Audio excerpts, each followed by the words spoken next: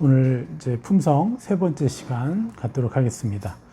오늘은 이제 특별히 세 번째 시간에서 그 품성과 품성이 왜 중요한지에 대해서 더 설명을 해드리고, 그리고 또 품성을 어떻게 입는 것인지, 품성을 어떻게 취하는 것인지에 대한 하나의 신뢰로 가장 중요한 세 가지 품성 중에 이제 하나, 존중이라는 품성에 대해서 이 시간 좀 설명을 해드리고 간단하게 그것을 입는 시간들을 갖도록 하겠습니다. 품성 하나하나를 설교하려면 사실 1시간 이상이 걸려요. 되게 중요하기 때문에. 그래서 이 설교 시간에 전체를 할 수 없고, 지난번에 말씀드렸던 것처럼 이제 태그 스쿨에서 그것들은 하나하나 나누도록 하겠습니다. 자, 오늘 이제 품성 세 번째 시간인데, 첫 번째 제가 말씀드리고 싶은 것은 품성은 종교를 초월한 것이다. 그래서 굉장히 미국에서 나온 이제 품성에 관한 좋은 책이 있어요. 이걸 성경적으로 풀어낸 것이 있는데 아주 굉장히 탁월하게 쓴 책입니다. 근데 물론 이것도 이제 새 사람을 입고 옛 사람을 벗는 것까지 이런 부분까지는 이제 나와 있지 않기 때문에 더 정확하지 못하지만, 그럼에도 불구하고 굉장히 아주 수많은 시간 동안에 이 성품을 아주 잘 풀어낸 너무 멋진 책인 것 같아요. 그래서 우리는 이제 그걸 가지고 저희가 태그스쿨에서 더 구체적으로 이제 입는, 또 어떻게 우리가 취하는지 훈련을 이제 시켜드릴 예정입니다. 이렇게 얘기해요. 그들이 품성은 종교가 아니다, 이렇게 표현을 해요. 품성은 종교가 아니고 품성은 모든 종교를 초월한 것이다, 이렇게 얘기를 하는데, 이게 무슨 말을 하고자 하는 것일까요? 자, 하나님의 형상을 온전히 알 수 있는 것은 뭐냐면 종교 자체가 아니라는 거예요. 이것을 말하고 있다는 거예요. 하나님 형상을 온전히 아는 것에 있어서 알기 위해서 종교 자체를 통해서 하나님을 아는 것이 아니라는 거예요. 즉 뭐냐면 종교가 나타내는 수준으로는 하나님의 형상을 제대로 못 표현하고 있다는 거예요. 네. 그래서 이 말은 결론적으로 말하면 하나님의 형상을 제대로 보여주는 것만이 비로소 진리의 자격을 갖추는 것이다 라고 얘기를 하는 거예요. 이 세상에 얼마나 많은 종교들이 있어요. 저는 또 20년 동안 이슬람권에서 선교하면서 그들이 알라를 찾고 그들이 유일신이라고 믿고 있는 그 신이 얼마나 잘못됐고, 얼마나 개팍하고, 얼마나 두렵고, 얼마나 수많은 사람들의 인성을 깨트리는지, 자기가 천국 가겠다고 수많은 사람을 구원받을 기회도 주지 않고 죽여버리는, 자살폭탄을 터뜨리면서. 왜 그렇게 될까요? 그럼 그들이 믿고 있는 신의 형상이 그렇기 때문에 그런 것이죠. 그래서 종교 자체가 하나님 형상을 말해주는 것이 아니라는 거예요. 그래서 이 품성은 모든 종교를 초월한 그 이상의 것이라는 거예요. 전 우주에서 하나님의 형상을 표출해낼 수 있는 굉장히 중요한 것이 바로 품성이라는 것이죠. 근데 우리 기독교도 사실은 이 품성을 중요시 여기지 않으면서 계속해서 어떻게 돼요? 다른 종교들처럼 세상 사람들에서 욕을 먹는 그런 수준으로 이제 추락하게 된 것이죠. 물론 귀하게 그렇게 사역하시고 일하시는 분들이 군데군데 참 많습니다. 그래서 우리 기독교를 비하하겠다는 것이 아니라, 물론 저도 정통 교단에 속한 목사인데요, 당연히 우리의 연약함, 우리의 문제를 해결하자는 것이죠. 그리고 품성이 하나님의 형상을 가장 잘 나타내는 것이라는 겁니다. 인간에게 주어진 참신을 구별하는 능력이 바로 이 참신으로부터 받은 능력이 바로 품성이라는 것이에요. 그래서 품성은 종교가 아니고 품성은 모든 종교를 초월한 상위에 있다는 거예요. 그래서 그것을 품은 진리가 비로소 참 진리인 것이죠. 모든 종교가 자기가 진리라고 하니까요. 자, 그래서 우리가 여기서 다시 한번 또 얘기해야 될 부분이, 전에도 다른 곳에서 얘기를 했었는데 뭐냐면 왜 기독교만, 그렇다면 왜 기독교만 진리라고 하는가? 예, 그 증거가 무엇입니까? 왜 기독교가 수많은 이제 세상과 다른 종교들로부터 욕먹고 있는 게 뭐야? 자기네만 진리라는 거죠. 예, 편협됐다는 거죠. 예, 이렇게. 그런데 왜 기독교만 진리인가? 그 증거가 무엇인지 우리가 거기서 말하는 왜 그렇게 말할 수밖에 없는지에 대해서 이번에 좀 설명을 해볼까 합니다. 이건 비기독교인들도 충분히 이해할 수 있는 간단한 방법이고 증거가 되는 것이에요. 그게 뭐냐? 그건 바로 그 터치스톤, 여러분 아시죠? 시금석. 금과 은의 순도를 측정하는 돌. 그 돌에 그어보면 그 금과 은을 그것이 순도가 몇 프로인지에 대해서 알 수 있는 터치스톤. 그것이 진짜 진리인지 아닌지를 구별할 수 있는 터치스톤을 그것을 그어보면 되는 것이에요. 거짓신과 참신을 구별하는, 그리고 종교와 진리를 구별하는 시금석을 그어보면 돼요. 그 시금석이 뭐겠어요? 창조주와 피조물의 수준의 차이를 비교해 보는 거예요. 창조주와 피조물의 차이, 수준. 그것을 비교해 보는 거예요. 그럼 창조주와 피조물의 수준을 비교하면 되는데, 창조주의 형상의 수준은 피조물의 형상과 같은 수준일까요? 아니면 그것을 초월해야 되는 것일까요? 네? 당연히 창조주가 피조물을 창조했으니까 피조물보다 훨씬 더 초월한 수준의 형상을 가지고 있는 게 창조주 아니겠어요? 그래서 창조주의 그 피조물과 수준이 같거나 피조물보다 더 수준이 낮은 형상을 가지고 있는 종교라면 그거는요, 당연히 거짓이죠. 진정한 창조주가 아니죠. 창조주의 수준은요, 세상에서 가장 아름답고 가장 선한 형상들이 바로 창조주의 형상이라는 거예요. 창조주의 형상의 수준이라는 것이죠. 그래서 세상에 가장 아름답고 선한 형상들보다도 더 뛰어난, 그러니까 이제 제대로 얘기하자면 이 세상에서 가장 아름답고 선한 형상들이 있어요. 인간들 사이에서. 그런 것이 있다면 창조주 형상은요, 수준은 그거를 훨씬 뛰어넘는 거라는 거예요. 왜 그래요? 창조주가 자신의 일부를, 형상의 일부를 피조물에게 주신 거기 때문에 그렇습니다. 그 예가 뭘까요? 자, 제가 심한 자녀들이 있어요. 죄를 많이 지은. 그런 자녀를 둔 부모가 있어요. 그러면 그 창조주가 오셔서 그 부모에게 자신의 죄를 심하게 지은 자녀들을 천국과 지옥에 보낼 수 있는 선택권을 그 부모에게 줬다고 생각해 보십시오. 그 부모는 어떻게 선택하겠습니까?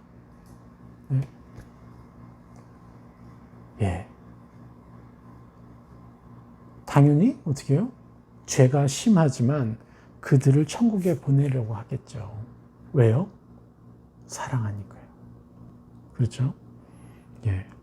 그럼 이렇게 말할 수 있죠. 그럼 사람들은 그럼 공의롭지 못한 것 아닌가요? 이렇게 얘기할 수 있겠죠. 그래서 예수님이 대신해서 우리 인간이 지은 그 자녀들이 지은 죄를 위해서 대신 채찍질 당하고, 그 채찍질 당하면 어떻게 돼요? 평생 불구로 살든지 아니면 죽든지 해야 되는 그 채찍질을 당했고요.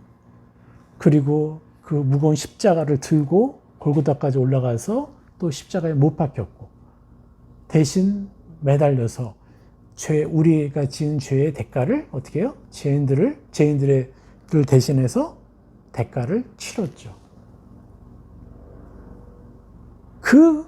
그것이 하나님의 공의인 거예요. 창조주의 공의인 것이죠. 그렇다면 우리 부모는 자신의 자녀들을 위해서 이러한 희생을 과연 할 수 있을까요? 제 장모님한테 들은 얘기예요. 6.25 때인데 피난을 가던 시기에 사람들이 피난 가다가 이제 길가에서 쉬고 있는데 막 폭격이 터진 거예요. 그래서 사람들이 폭탄이 사방에서 터지니까 어떻게 해요? 이제 도망가는데 아이를 벤 임산부가 있는데 만삭이 된 막 도망가다가 막 정말 초인처럼 달려가는 거예요. 그러다가 아기를 쑥 놔버려요. 근데 그거를 쑥 놔더니 그걸 버리고 도망가더라는 거예요. 6.25 참사 때. 여러분, 뱃속에 있는 자기 아이를 버리고 도망을 갈 정도로. 그 폭탄이 터지고 사람들이 죽어가는 그 모습, 폭탄에 의해서 갈기갈기 몸이 찢겨져 나가는 걸 보니까 자기 아이를 사랑하지만 살고 보겠다는 거죠. 그래서 금방 뱃속에서 나온 아이를 어떻게 해요? 버리고 도망가는. 평상시에 그럴 수 있겠습니까? 참 이게 인간의 한계라는 거예요. 물론 개 중에는 그 아이를 품고 함께 죽는 그런 이제 어머니도 있겠지만 참 부모의 사랑도 한계적일 때가 참 많다는 것이죠. 인간의 부모는 아무리 사랑이 많더라도 자신의 자녀를 위해서 대신 죽어줄 수는 있지만 한순간에 예수님처럼 그렇게 모든 고난을 당하면서까지 그 죄를 씻겨주고 대신해서 그 벌을 받을 만큼의 사랑의 수준은 못 된다는 거예요. 그것은 누구만이 할 수 있냐면 창조주만이 할 수 있는 사랑이라는 것이죠. 이 세상에 어느 종교의 신이 피조물을 구원하기 위해서 자기를 그렇게 고통 가운데 놔두겠습니까? 피조물보다 더 큰 사랑과 더 큰 희생으로. 그런데 모든 종교들이 말하는 그 구원의 조건은요, 육신의 부모가 자기 자식을 위해서 희생하는 수준보다 한참 떨어져요. 뭐라고 하냐면 너 잘하면 내가 구원시켜 줄게 이거예요. 네? 너가 애써서 너가 을을 닦으면 그럼 내가 널 봐주마 이런 거지. 우리를 위해서 구원하기 위해서 자신이 대신 죽어주겠다, 끝까지 참아주겠다, 너의 죄를 내가 잊었다 이렇게 말하지 못한다는 거예요. 이게 바로 세상의 종교가. 그러니까 벌써 그 품성이 질이 한참 떨어지는 거죠. 세상 종교가 말하는 그 형상, 그 수준이 인간이 가진 품성보다도 한참 떨어지는 거죠. 그런데 그들이 어떻게 우리의 진짜 창조주가 되겠어요? 피조물보다 수준이 한참 떨어지는데 불가능한 거죠. 완전 사기입니다. 그래서 우리는 종교들을 비교해야 돼요. 그 시금석에 누가 진짜 창조주인가, 거기에 우리가 그 종교들을 한번 터치해서 그어서 이게 진짜 신인지 아닌지를 봐야 되는 거예요. 근데 얘기했죠. 오직 예수 그리스도만이 그러한 하나님을 얘기하고 있다는 거예요. 자, 그럼에도 창조주가 피조물보다 수준이 낮으면 뭐라 그랬어요? 거짓 창조주, 거짓 신이라고 얘기하는 거죠. 그럼에도 창조주인 척해요. 그런 신은 뭐예요? 그러한 종교는 바로 거짓의 아비인 사단이 만든 종교라는 거예요. 그래서 사실 세상의 모든 종교는요, 사단이 만든 것입니다. 우리 기독교는 종교가 아닌 것이에요. 진리인 것이죠. 그래서 그들과 같은 레벨에 있어서는 안 되는 거예요. 그만큼 더 찬란한 이 품성이 말하고 있는, 또 인문학적으로 말하는 수준까지도 훨씬 뛰어넘은 하나님 형상을 보여주는 게 우리 기독교인의 모습이어야 되는데, 그러한 삶을 사는 사람이 너무 적으니까 세상 사람들이 못 믿는 거죠. 우리 그 그리스도인들의 그 한계들을 보면서. 그런데 그게 왜 그래요? 왜 그리스도인들이 그렇게 멋지고 더 찬란한 인생을, 그 품성들을 못 개발시키고 변화되지 못해요? 바로 자신의 옛사람을 죽이고 새 사람을 자신이라고 인정하는, 자기 십자가 옛사람을 못 받고 새 사람을 믿는 그 복음을 온전히 사용하지 못했기 때문에, 누리지 못했기 때문에, 그저 열심을 내서 좀 변해보려고 열심히 노력하고 자기 의로 열심을 다하다가 어떻게 해요? 악에게 속아서 계속 옛사람의 형태에 묶여서 살았기 때문에 그렇게 성화가 되지 못해서 그런 것이죠. 자, 우리는 분명히 알아야 돼요. 그래서 종교들은 사단이 만들었다라는 걸 분명히 알아야 돼요. 왜요? 뭐죠? 사단이 왜 종교를 만들었을까요? 그것은 인간을 현혹해서 인간이 하나님을 만나지 못하게, 하나님을 두려운 존재로 여겨서 하나님과 그 감정을 누리지 못하게, 감정적인 교제를 하지 못하고 데이트를 하지 못하게 하기 위해서 이런 뭐죠? 조건적인 구원관을 가진 거짓 신들을 만들어서 그것으로 하여금 창조주의 형상을 변질시켜서 인간을 묶기 위해서 바로 종교를 만든 것이죠. 제가 종교의 영이라는 부분에 대해서 나중에 더 깊게 이제 몇 시간짜리로 이제 강의를 물론 뭐 하겠지만 또 해놓은 것도 있고요. 여기서는 이제 간단하게 사단은 종교를 통해서 인간을 현혹하고 진짜 하나님을 만나게 하지 못하려고, 그리고 하나님 형상을 변질시키려고, 사람들에게 속이려고 그렇게 종교를 만들었다는 것이죠. 그래서 종교는 사단의 작품이라는 거예요. 그렇다면 우리가 기독교에 들어갔으면 다 해결되는 건가요? 그러니까 우리는 기독교인이 됐잖아. 당연히 아니겠죠. 교회에 빠지지 않고 잘 다니면 신앙생활 잘하는 건가요? 11조 잘 내고 새벽 기도에 참석하고 하는 수준의 신앙생활 하면은 신앙생활 잘하는 거예요? 여러분, 그것으로 정말 저 사람이 정말 하나님의 사람이다라고 얘기할 수 없습니다. 예. 중요한 것은 그 사람이 정말 복음으로 자신이 의인되었는지를 분명히 감정적으로 누리고 있고, 그리고 계속해서 자신의 삶이 변화되어가는 그 사람들이 정말 진정한 그리스도인 것이에요. 그래서 우리가 그러한 삶을 향해서 달려가는 것이죠. 그리고 하나님은 계속해서 모든 어떤 종교적인 삶을 살고 있는 그리스도인들까지도 그러한 삶을 살도록 지금도 부르시고 계시는 것이고요. 예. 사단은요, 기독교에 들어간 사람들에게도 계속해서 그들이 하나님을 제대로 만나게 하지 못하려고 계속해서 속이고 있다는 거예요. 그래서 바리새인들과 사두개인들을 속였던 것처럼 외식과 형식과 전통에 얽매여가지고 하나님을 만나지 못하도록 하려고 지금도 성도들과 지도자들을 속이고 있다는 거예요. 이해가 되십니까? 이게 너무너무 중요한 거예요. 이것을 우리가 알고 신앙생활을 해야 돼요. 무조건 교회에 나간다, 잘하고 있다, 이게 아닙니다. 정말 내가 진짜 하나님과 만나서 하나님과 감정을 교류하고 있느냐, 이게 우리에게 당연한 것이에요. 그래서 우리가 종교적인 삶을 살고 있는지 진리 안에서 살고 있는지 구별해주는 시금석이 바로 품성이라는 거예요. 내가 계속해서 그런 품성을 누리고 있는지, 더 계속해서 얻고 있는지, 내가 종교에 지배받으면서 종교적인 삶에 지배받아서 내가 살아가고 있는지, 진리를 의지해서 살아가고 있는지. 품성은 또한 천국의 그림자예요. 품성이 아름다울수록요, 우리가 하나님의 얼굴을 볼 수 있는 것이고요. 품성이 우리가 아름다울수록 하나님의 감정을 느낄 수가 있는 거예요.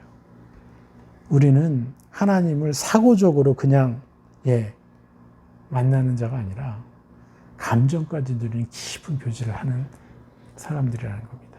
이것을 분명히 해야 됩니다.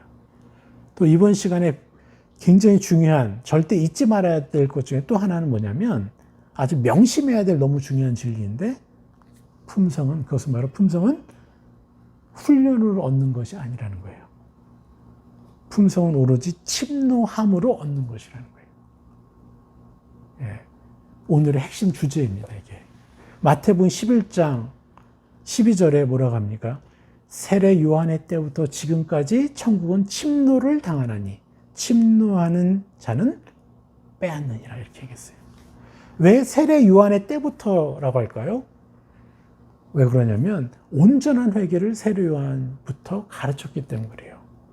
회개가 뭐예요? 메타노이아, 헬라어로. 생각을 바꾸는 거예요. 무슨 생각을 바꾸는 거죠? 아, 내가 옛사람이 아니고 난 새사람이구나. 내가 여태까지 지배받고 있었던 나의 어떤 죄된 형상들이 더 이상 내가 아니구나. 물속에 들어가서 그건 죽었고 침례받아서 그리고 나는 내가 변하고자 하는 그 사람을 나는 얻을 수 있구나. 생각을 바꾸는 거예요. 계속해서 나 옛사람에게 집중하는 게 아니라 내가 변화될 사람들. 그리고 그것을 어떻게 해요? 침노한다는 거예요. 침노라는 게 뭐예요? 아무 노력 없이 빼앗는 거죠. 자신의 형상들이 사람들에게 또 자신의 자녀들에게 여기서 말하는 자신이 뭐예요? 하나님의 형상들이 인간들에게 그리고 자신의 자녀들에게 강탈당하기를 바라시는 하나님이라는 거예요. 아무 노력 없이 그분이 모든 그 공의와 모든 은혜를 주셔서 이제 너희가 침노할 때마다 다 가져갈 수 있다. 이게 뭐예요? 자기 의가 아니라 오직 믿음으로, 오직 하나님의 은혜로 우리가 의인되고 새 사람을 입는 것이죠. 이게 바로 뭐예요? 세례 요한의 때부터 지금까지 천국은 침노를 당하나니 침노하는 자는 빼앗느니라. 여기서 천국의 핵심 뭐예요? 바로 하나님의 형상. 또 인간에게 하나님이 주신 하나님의 형상들, 바로 품성인 거죠. 그래서 품성은요, 훈련을 얻는 것이 아니라 침노함으로, 그것이 나입니다. 나는 그렇게 사는 자입니다. 그게 나입니다라고 예수 그리스도 이름으로 계속해서 내게 선포하면서 입힐 때 어느 날부터 내 마음이 바뀌어가기 시작하고 그때부터 그러한 삶을 살아가기 시작한다는 거예요. 내 의로 되는 것이 아니에요. 만약에 품성을 훈련으로 얻으면 어떻게 되는지 아십니까? 그건 바로 자기 의로 얻게 되는 거예요. 자기 의로. 하나님은 자기 의로 품성을 얻기를 원치 않으세요. 왠지 아세요? 첫 번째, 인간에게는요, 훈련으로 얻을 수 있는, 자기 의로 얻을 수 있는 것에 한계가 있기 때문에 그래요. 딱 인문학 수준까지예요. 그러니까 그게 안 되니까 더 이상 더 찬란해질 수 없으니까 정말 멋진 삶을 살고 희생적인 삶을 살아도 죄송하지만 이번에 박원순 시장처럼 그 한계에 부딪혀서 결국은 자살까지 하게 되는 거죠. 참 안타깝습니다. 정말 아름답게 살려고 많은 사람이 노력하지만 자기 의로, 자기 명예를 달려가다가 결국 한계에 부딪히고 뭔가에 실수하고 잘못하면 자존심이 상하고 어찌할 바를 모르다가 이렇게 쓰러지는 것이죠. 그게 인문학의 한계예요. 그래서 하나님은 그래서 너의 수준으로, 너 인간들의 수준으로 훈련해서 얻는 것이 아니라 오직 나의 그 은혜, 나의 공의로, 나의 사랑으로 너희가 의로운 자가 되고 새 사람을 입으라고 하는 거죠. 그래서 인간에게는요, 그 자기가 입을 수 있는 것에 한계가 있는 거예요, 스스로. 두 번째, 왜 원치 않으시냐, 하나님은 자기 의로 얻으면요, 사단의 계계에서 벗어나지 못해요. 어쩔 수 없이 교만에 빠져요. 갇혀요. 왜요? 자기가 노력해서 이만큼 얻었는데 저 사람들 그게 못 되거든. 이 수준밖에 안 되거든요. 그러니까 그들에 대해서 은근히 판단하게 되고, 은근히 비교하게 되고, 은근히 무시하게 되고, 우월의식이 있는 거예요. 이게 바로 하나님의 사람에게는요, 죄를 짓는 거예요. 계속해서 우리가 누구를 판단하고, 그들을 뭐라고 질책하고, 어둠이 몰려드는 거예요. 그래서 그들이 어둠이 몰려드니까 교만에 갇히는 거죠. 그러니까 더 큰 품성으로 나아가고 하나님의 찬란함을 나아가기보다는 묶여가지고 스트레스 받다가 같이 어둠에 묶여서 무너지게 되는 거예요. 그게 음란으로 쓰러질 수도 있고요. 돈으로도 쓰러질 수도 있고요. 자, 우리 교회의 목사님들이 음란과 돈으로 쓰러지는 분들이 얼마나 많습니까? 우리는 절대 우리의 훈련과 노력으로, 자기 의로 하나님 품성을 얻는 자가 아니라 뭐라고요? 바로 침노하면서 품성을 얻는 사람이 되어야 된다는 것입니다. 이것이 너무나 중요한 것이에요. 자, 오늘 이제 마지막 부분으로 이제 존중이란 그 품성을 저희가 이제 간단하게 설명해 드리고 어떻게 입는지, 앞으로 49가지의 그 품성들을 우리가 계속해서 훈련하면서 우리가 입어야 될 텐데, 우리가 평생 해야 될 것입니다. 그런데 제가 이제 오늘 해드리고 싶은 것은 가정에서 가장 시급한 성품. 어떤 분은 성품이 무엇이냐, 품성이 뭐냐, 같은 말이에요. 성품이라고 하기도 하고 품성이라고 하는데, 가정에서 가장 시급한 품성. 이것은 뭐냐면 삶에서 갖춰야 될 가장 시급한 무기들이라는 거예요. 어둠과 싸우고, 가정을 이 어둠과 저주와 이 슬픔으로부터 보호할 수 있는 가장 시급한 무기들이 3가지가 있어요. 하나는 감사의 성품, 2번째가 경청의 성품, 3번째가 존중의 성품이에요. 제가 감사와 경청은 정말 많이 제가 평상시에 많이 이제 해드렸었는데, 오늘은 특별히 존중에 대해서 한번 말씀드리려고 합니다. 그래서 특별히 3가지 감사, 경청, 존중, 이 3가지 성품 중에 하나인 존중의 품성을 침노하는 방법, 이것을 한번 다뤄보도록 하겠습니다. 존중의 그 반대어는 무례함이에요. 근데 더 이제 성경적으로 풀면 이제 시중에 나온 이제 그냥 성경의 말씀이 빠져 있는 품성책들은 존중의 반대를 무례함이라고만 표현하지만, 성경적으로 보면 공격하다라는 뜻이에요. 반대말이. 존중하지 않는 것이 바로 공격하는 것이라는 거예요. 자, 보겠습니다. 이 존중의 정의는 자기 자신의 개인적 기쁨과 자유보다 주위 사람의 행복에 우선순위를 두는 것이다 라고 이렇게 얘기를 해요.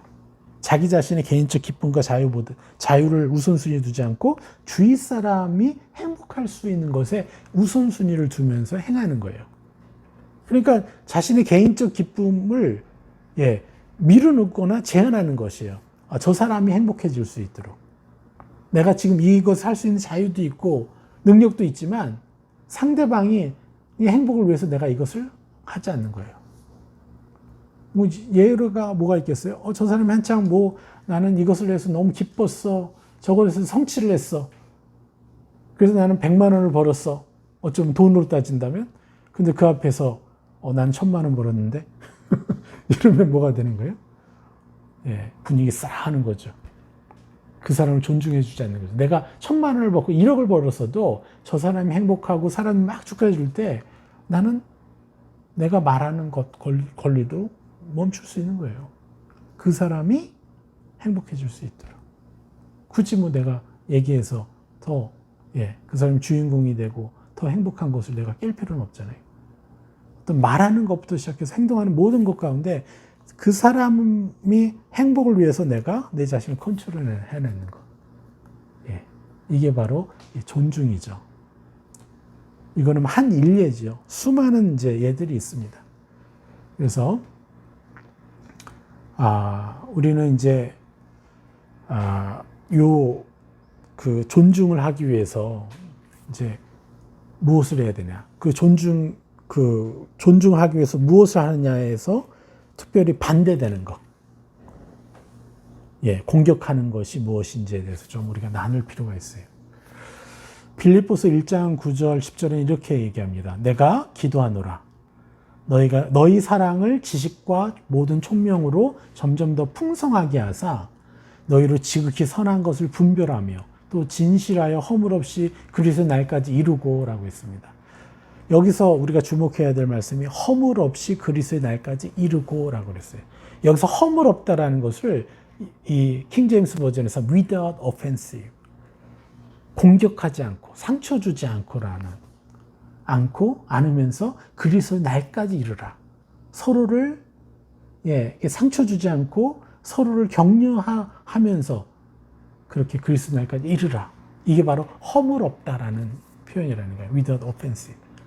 이게 이제 헬라어로 아프로스코프스, 허물이 없는. 허물이 없는 것에 대한 실체를 뭐라 그래요? 킹제임스 버전은 without offense. 공격하지 않는다는 거예요. 내가 차가운 눈빛을 줘도 공격하는 것이 되고요. 내가 무슨 말을 했는데 대답하지 않는 것도 그 사람에게 공격하는 것이 되고, 내가 무슨 말을 하는데 경청하지 않고 무시할 때 그것도 공격하는 것이 되죠. 이게 다 허물이에요. 허물 없이 그리스도니까. 그러니까 우리 그리스도인들 얼마나 아름답게 살고 얼마나 다른 사람들을 도와주고 섬겨야 되는지, 이게 성경에 그대로 그 수준을 얘기하고 있는 것이에요. 잠언 19장 11절에서 뭐라고 얘기하냐면, 노하기를 더디하는 것이 사람의 슬기요, 허물을 용서하는 것이 자기의 영광이니라 그랬어요. 예. 자녀들보다도 우리 부모의 입장에서 볼까요? 부모나 어른의 입장에서, 예, 나이 어린 가족에게 어떻게 해요? 노하는 것이, 이건 공격하는 것이라는 거예요. 우리 어른들은 뭘 해야 되냐면, 나이 어린 가족에게 좋은 본을 보여주기 위해서 어떻게 해요? 옳지 않은 행동도 자제하는, 그렇게 노력해야 된다는 거예요. 노하기를 더디하고 허물을 용서하는 거예요. 그들이 공격적이고 그들의 실수하고 상처 주는 그런 것들을 내가 용서해주고, 용서해준다는 게 뭐예요? 그 사람의 옛사람을 대신 내가 예수 그리스도 이름으로 벗겨주고 새 사람 입혀주는 것이 완전한 용서라고 제가 말씀드렸죠. 그저 그냥 에휴 용서했어, 나 잊었어, 이건 용서가 아닙니다. 이건 세상의 용서고요. 속에는 계속 남아요. 그게 언젠가는 하나 쌓이고 둘 쌓이고 셋 쌓여요.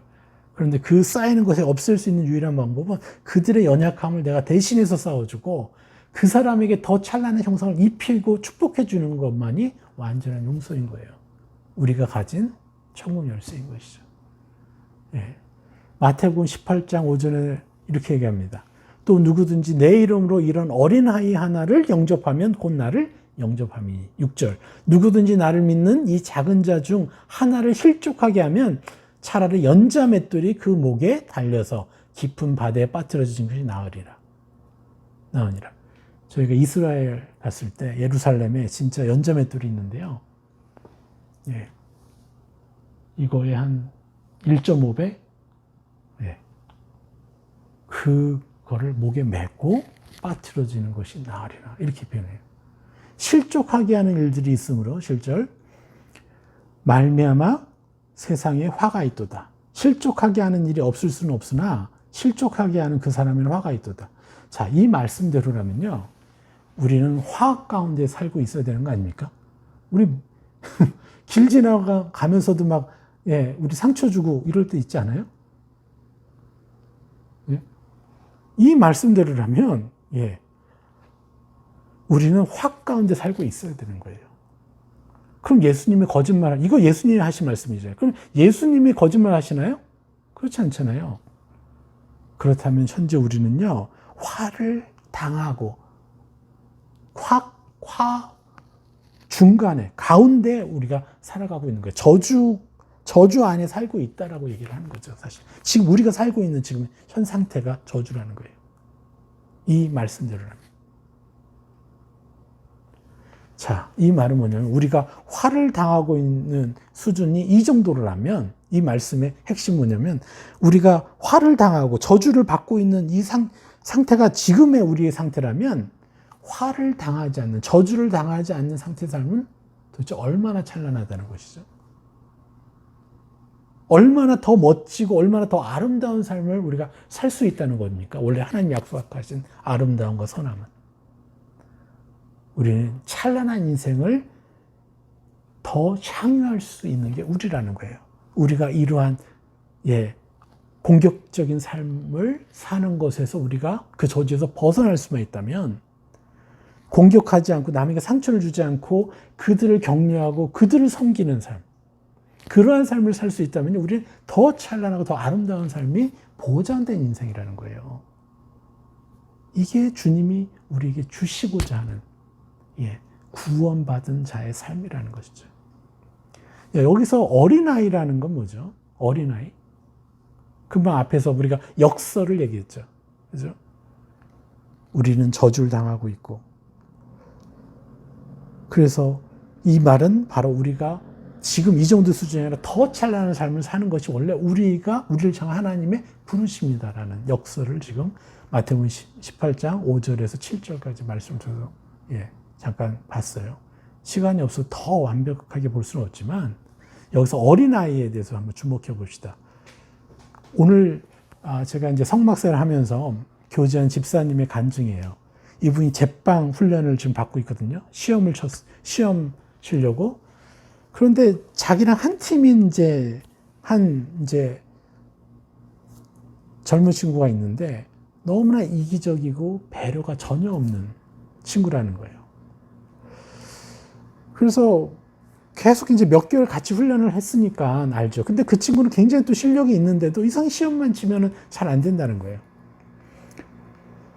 그래서 아무튼 그런 상황인데, 이 집사님 안에, 그 친구한테 자기가 이제 행주를 사서 자기가 산 걸 선물해주고 싶은 마음이 있었어요. 그래서 그걸 싸가지고 갔는데, 그날따라 이 친구가 너무 심하게 이기적인 거예요. 자기가 오븐 3개를 다 쓰고 2개를 쓰고 있는데 이제 이 집사님이 쓰고 있는 것까지도 빵이 아직 다 구워지지 않았는데 자기가 보기에 다 된 것 같다고. 자기가 그것마저 쓰려고. 이러니까 이 집사님 안에 선물로 준비했던 이 행주 주고 싶지 않은 마음이 너무 강한 거예요. 그래서 하나님 앞에 하나님한테만 따졌다는 거예요. 내가 이래도 줘야 됩니까? 막 이러면서 하나님을 불렀다는 거예요. 계속 불렀더니 하나님이 자기 마음에 이렇게 더 오셔서 그럼에도 불구하고 그 친구한테 그렇게 선물해 주기를 바라는 그 마음, 의지를 주시더래요. 그래서 끝나고 그 친구 불러서 그 행주를 2개를 깨끗한 걸 줬다는 거예요. 그랬더니 이 자매가 너무 황송해하고 너무 부끄러워하고 자기는 아무것도 준비하지 못했다고. 왜? 시험 치러 갈 때 이제 필요한 물품이라서 대부분 너무 지저분한 걸 가지고 간대요. 그러면 이제 벌써 거기서 점수가 깎이죠. 근데 이런 걸 보고 오히려 자기가 이기적인 행동을 했는데 그러한 대우를 받으니까 이 자매가 막 이렇게 부끄러워했다는 거예요. 그런데 여기서 굉장히 중요한 게 뭐냐면요. 이후에 일어난 일이 뭐냐면 그 집사님의 내면에서 발생한 일이에요. 그렇게 자기한테 이기적으로 행했던 그 사람에게 그 소자죠. 어린아이죠. 실수가 많은 자들이잖아요. 연약함이 많은 걸 어린아이라고 하는 거잖아요. 남한테 상처를 주고 다니는 사람들을 어린아이라고 하는 거잖아요. 그 사람에게 똑같이 갚는 것이 아니라 그에게 선을 베풀었더니 어떻게 돼요? 자기 마음 안에 빛이 들어오잖아요. 더 하나님의 기름 부으면. 그러니까 딱 마음 안에 이 친구가 어려서부터 얼마나 험한 삶을 살았으면 이렇게 이기적인 사람이 됐을까라고 깨달아지더래요. 이해가 되시죠? 빛이 들어오니까 비로소 그의 어둠과 그의 아픔이 보여지더라는 거예요. 그래서 그 영혼을 위해서 내가 더 기도해주고 내가 더 섬겨야 되겠구나. 이런 마음이 들었다는 거예요. 불쌍하구나. 내가 다음부터 더 친절하게 더. 이게 바로 뭐예요? 어린아이, 이 소자를 섬기는 거예요. 이게 성경이 말하는 원수의 이마에 뭐를 올리는 거예요? 원수 갚는 법? 성경적 원수 갚는 법이 뭐라고 그랬죠? 원수의 이마에 숯불을 올리는 것. 이게 원수 갚는 것이죠. 그를 위해서 내가 축복해 줄 때 원수를 갚는 것이죠. 그러면 내게 그 축복이 돌아오는 거예요. 그리고 그도 변화되고 나도 더 찬란해지고. 이런 삶을 살 때마다 우리는 계속해서 삶의 수준이 바뀌는 거예요. 근데 그걸 못하고 있으니까 우리가 계속 저주 가운데 묶여 있는 거죠. 그래서 더 노하기를 더디할 수 있는 능력도 안 생기고요. 허물을 용서해요?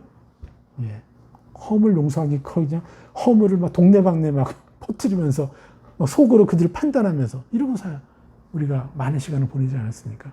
제가 사람들을 판단하는 것을 멈추고 그들을 축복하기 시작하면서부터 내가 하나님을 더 많이 경험한 것처럼 여러분들 우리가 이렇게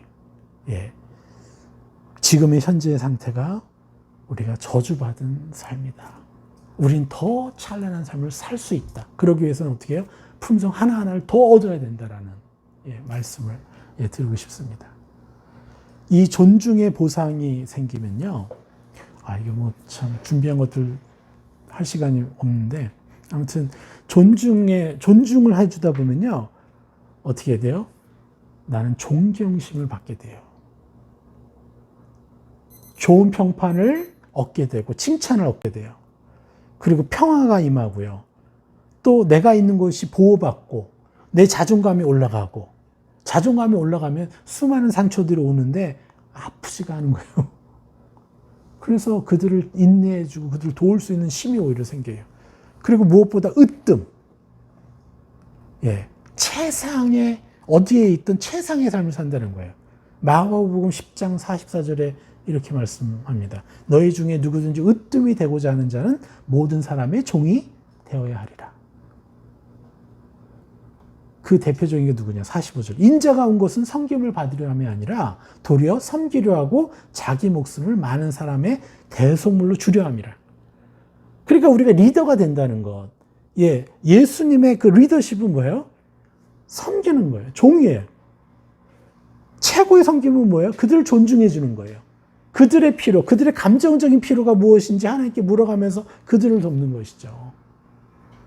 이게 바로 이렇게 할 때 우리는요, 최상의 것을 우리가 평생 동안 얻게 되는 것이에요.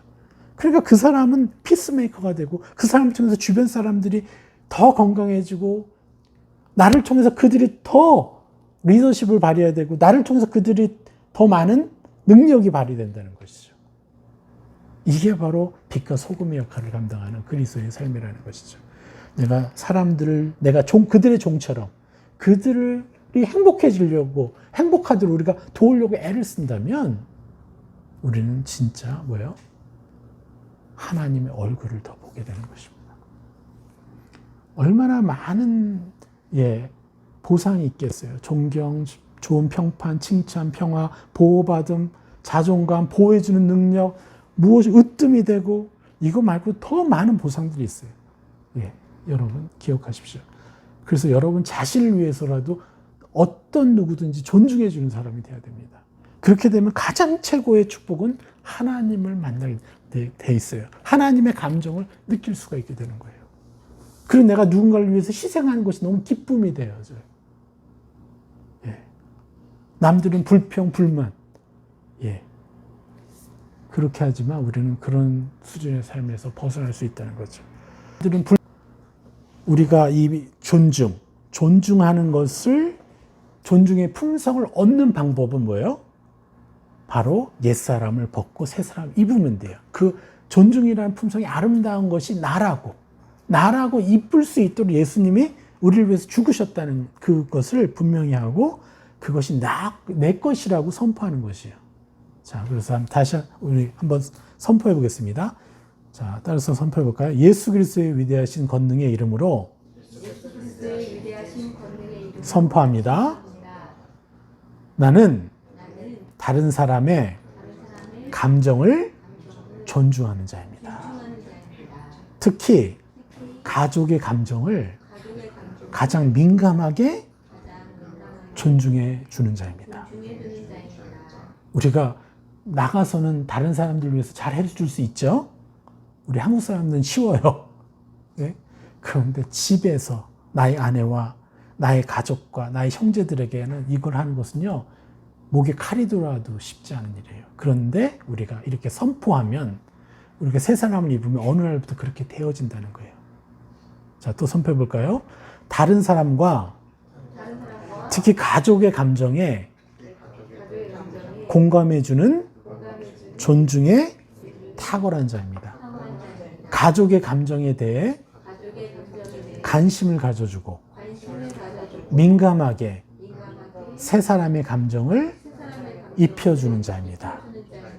특히 가족과 아랫사람에게 무례하게 행동하지 않는 자입니다. 다른 사람과 특히 가족에게 거친 말을 하지 않는 자입니다. 다른 사람과 가족에게 절대로 짜증내거나 지적질하거나 차가운 말투로 대하지 않는 자입니다. 이 감정들과 생각이 짜증, 지적질, 차가운 말투, 떠오를 때 자신의 것이 아니라고 민감하게 거절하는 자입니다. 그 대신에 감사함, 기대함, 온유한 말투, 따뜻한 말투, 격려, 믿어주는 말에 탁월한 자입니다. 그러한 자로 자신을 인정하는 자입니다. 노하기를 더디하고 허물을 용서해 주는 자입니다. 허물을 대신해서 벗겨주고 멋진 형상들로 새 사람을 입혀주는 완전한 용서를 해주는 자입니다.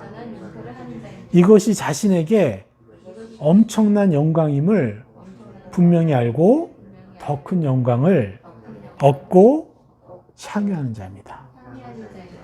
예, 여러분, 제가 이제 준비한 말씀을 다 전하지 못했지만 감사도 있고 또 경청도 있어요. 그래서 여러분들 혹시 제 이번에 유튜브 방송을 보면서 여러분들이 또 경청과 또 감사에 대해서 또 설교 듣기를 원하면 제가 다음 주에 원래 다른 이제 설교를 할 계획인데 예, 경청과 또 사랑에 대해서도 그 감사에 대해서도 예, 해드리겠습니다.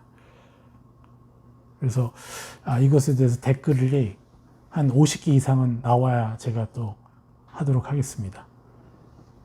그래서 아무튼 여러분들 우리가 이 품성을 나의 것을 취하는 법, 이것에 여러분들 하나님의 은혜를 통해 예수 그리스도의 위대한 이름을 통해서 이것을 성취하시기를 간절히 부탁드립니다.